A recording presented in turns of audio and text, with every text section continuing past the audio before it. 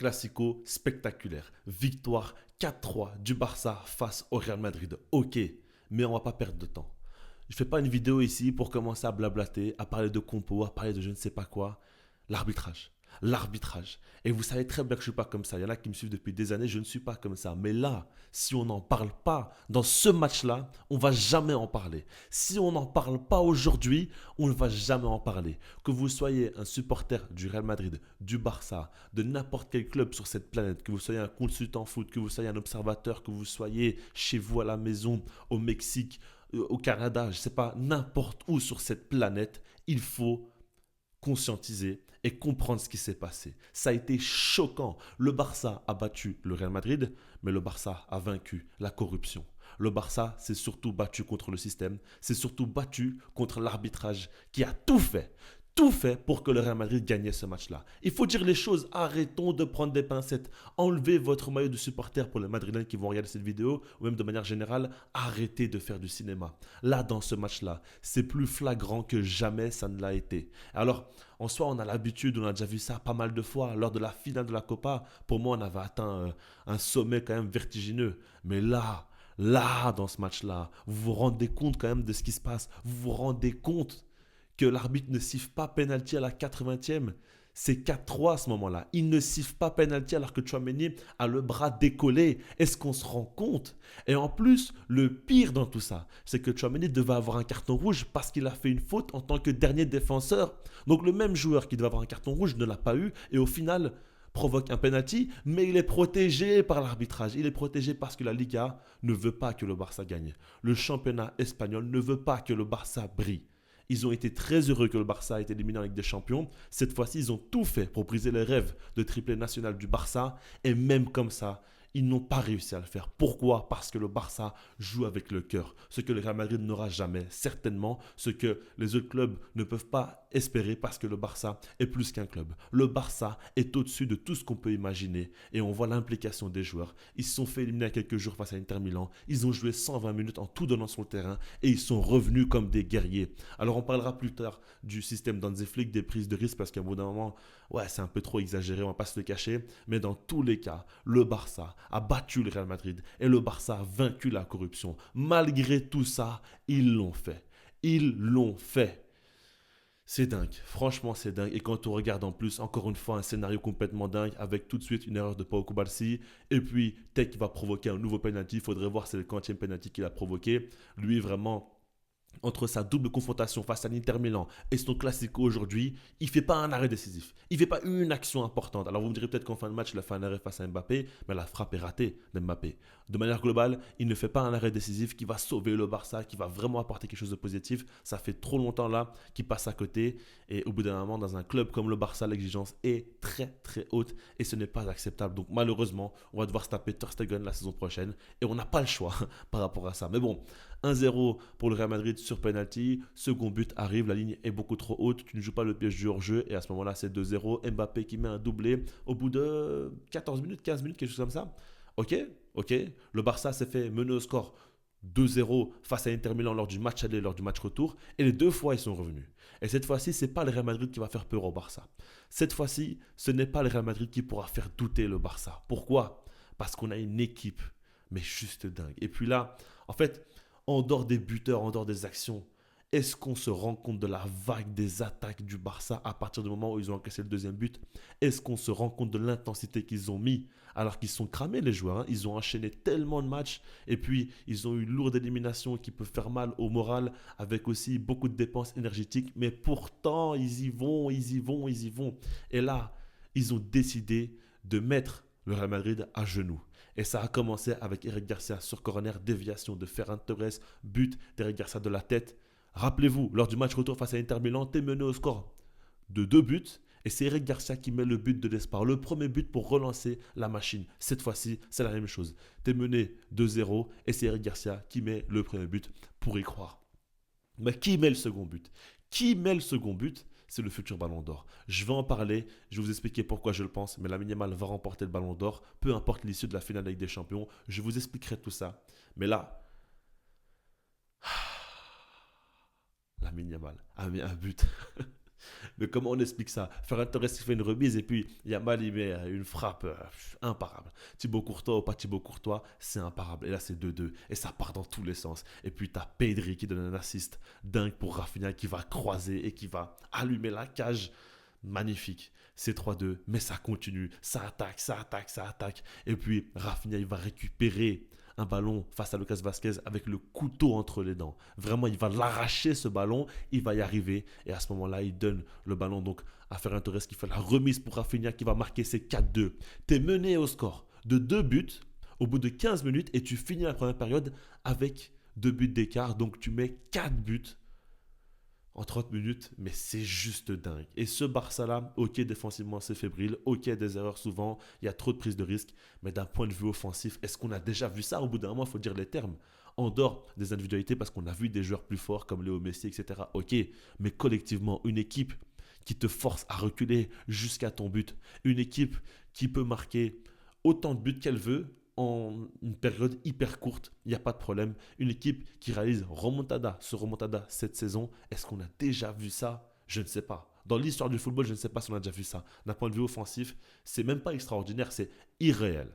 C'est irréel et le Real s'est fait taper. Parce que là, quand ils ont encaissé les 4 buts, ça a été très grave.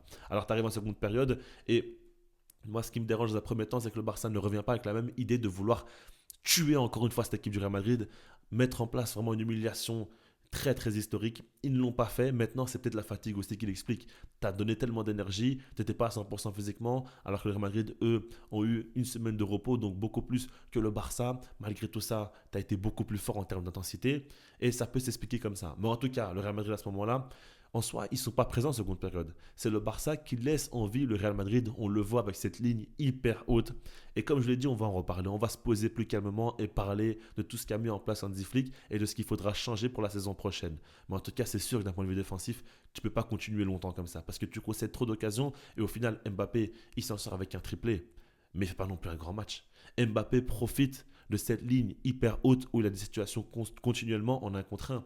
C'est pas du style Mbappé à dribbler, à éliminer, à créer quelque chose ou quoi. Non. Quand tu compares le match de Lamine Yamal et d'Mbappé, il y a un monde d'écart. Yamal, il crée tout à partir de rien. Et puis tu as Mbappé qui marque à partir de rien parce qu'à chaque fois, il y a trop d'écart entre la défense et le gardien. Et puis il s'y engouffrait avec sa vitesse et il a su en profiter. À la finition, il n'y a pas de souci. Il met ses buts et respect à lui. Franchement, il met son triplé. Ok, c'est impressionnant. Maintenant, est-ce qu'il y a un but vraiment qui sort du lot? Je ne pense pas. Il y a un penalty et puis 2 situations où il est face au gardien avec beaucoup d'espace pour lui. Il en profite. Il a su le faire. Il fallait le faire. Par exemple, Vinicius n'a pas su le faire. Il a réalisé un match catastrophique. Malgré 2 assists, Vinicius a été à côté de la plaque. Ça, il faut le dire. Mais voilà. Donc, au final, tu les laisses en vie jusqu'au bout. Tu te fais peur. Encore une fois, il y avait ce penalty non sifflé pour Ferran Torres. Ouais, c'est fatigant. Et puis, Fermin Lopez. Fermin Lopez.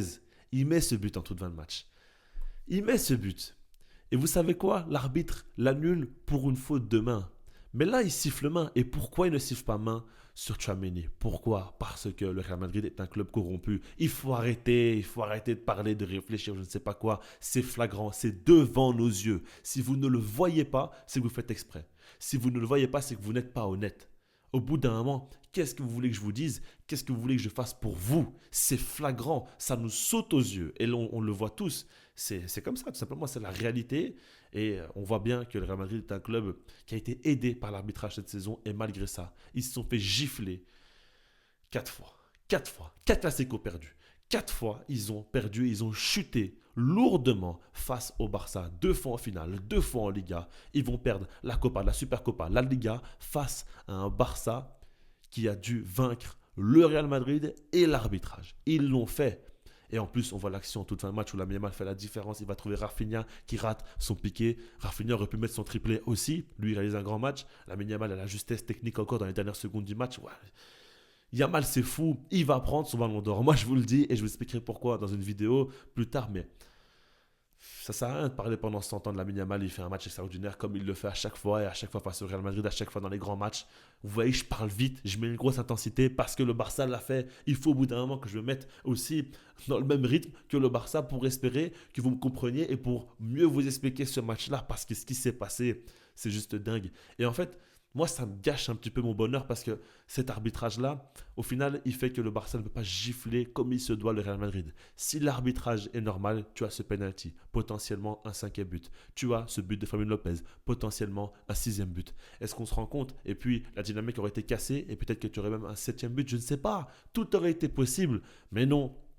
Non et non. Imaginez même que Tchouaméni prenne son carton rouge. Je pense que c'était vers la 30e minute de jeu.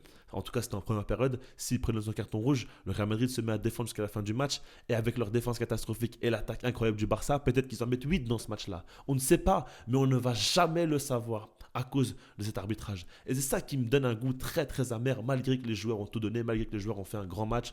Frenkie de Jong a été incroyable. Vraiment, il faut le dire, en termes d'attitude, c'est ça qu'on veut de lui. C'est ça qu'on attend de lui. Vous voyez quand il est comme ça, hyper agressif sur chacun des ballons qu'il va récupérer. Et puis, il va aussi défendre ses coéquipiers. Quand ils prennent des coups, c'est lui qui vient et qui va engueuler les joueurs du Real Madrid comme si c'était leur grand frère. Non, c'est comme ça qu'on veut le voir. Et puis, de manière globale, en soi, ouais, défensivement, et puis le gardien, ça a été compliqué. Mais le reste, ils ont tous fait leur match. Yamal, pas en parler. Rafinha, waouh, quand il est comme ça, quand il est agressif, quand il va jusqu'au bout, il arrache tous les ballons et il y croit à chaque fois, c'est dingue. Ferran Torres, il fait un triplé de passes décisives. Trois passes décisives pour Ferran Torres. C'est dingue. Et puis, ouais, la finition n'a pas toujours été très juste. Mais dans les remises, à chaque fois, il a bien senti le jeu et il a fait beaucoup de bien. Au Barça, évidemment, Eric Garcia s'est battu. Balde fait une bonne entrée. Gérard Martin aussi. Quelques pertes de balles, ok. Mais de manière globale, Gérard Martin, franchement, balle au pied, il a fait quand même pas mal de bonnes choses aussi. Pedri a été présent, a fait un bon match évidemment. Il a fait tourner en rond Bellingham, tout ce que vous voulez. On a vécu un match dingue, mais j'ai envie de vivre ce type de match-là avec un arbitrage neutre, juste pour voir ce que ça donne. Parce que là, mais combien de buts ils auraient encaissé le Real Madrid? Combien de buts ils en auront encaissé? On passe à côté de ça malheureusement. On doit se contenter d'une victoire 4-3. 4-3. Alors quand on regarde le match, franchement, mais il doit en avoir au moins 3 de plus. Au moins. C'est dingue, c'est dingue, c'est dingue. Comment ils s'en sortent bien. Qu'est-ce qu'ils s'en sortent bien, ces Madrilènes. Mais dans tous les cas, quoi qu'on en dise, malgré tout ça, 4 classicos cette saison, 4 défaites pour le Real Madrid, 4 victoires pour le Barça. Et puis le Barça prend la Liga, la Copa, la Supercopa. Ouais, c'est pas encore fait, il reste encore 3 matchs, mais t'as 7 points d'avance. Allez, franchement là, il faut le faire un plus que jamais. Mais ouais, c'est un quelle saison on vit. Et on parlera plus tard de tout, plein de choses. Il y a plein de sujets à évoquer par rapport à Hansi Flick, par rapport à la saison de manière globale, par rapport à ce match-là, analyse, tout ce que vous voulez, le ballon d'or, etc. Il y a énormément de choses à dire, mais en tout cas, si on s'attarde sur les joueurs, grand respect à eux. Ça fait tellement longtemps que je n'ai pas été aussi fier des joueurs du Barça. J'ai eu tellement le sentiment pendant des années qu'ils nous ont lâchés, qu'ils n'y croyaient plus, qu'ils ne voulaient plus y croire. Je ne parle pas de ces joueurs-là, mais de manière globale, lors des dernières années, les effectifs du Barça ont voyé des joueurs vraiment avec une implication beaucoup trop insuffisante, là cette fois-ci. Mais ils ont donné plus que ce qu'on pourrait même imaginer. Même dans nos rêves, on n'imagine pas une équipe du Barça avec des joueurs qui se battent comme ça jusqu'au bout, qui aiment autant ce club. On a vraiment une chance incroyable. Et la saison prochaine, on repart à la guerre. On repart encore une fois. Et plus que jamais, on va espérer gagner la Ligue des Champions. C'est tout ce qui nous manque. C'est le titre qu'il nous faut et ils en sont capables. Dans tous les cas, avec Lamine Yamal, tout est possible. C'est ce que je vous disais dans ma vidéo où je parlais de sa performance face à Inter Milan. Je le disais, Lamine Yamal est le meilleur joueur au monde. Lamine Yamal est le joueur le plus différentiel au monde et Lamine Yamal se sublime toujours dans les grands matchs. Dans les grands matchs, il est injouable. Injouable. C'est juste dingue. Mais en tout cas, voilà, dites-moi vous sur un commentaire par rapport à tout ça. Est-ce que votre cœur s'arrête un petit peu de battre, en tout cas se calme. Enfin, j'espère pas quand même qu'il va s'arrêter, vous avez compris ce que je veux dire. Parce que là, ça a été un match sous très haute tension. Mais voilà, dites-moi tout ça en commentaire, likez un maximum la vidéo, abonnez-vous si ce n'est pas déjà fait. Puis moi, je vous dis, peace.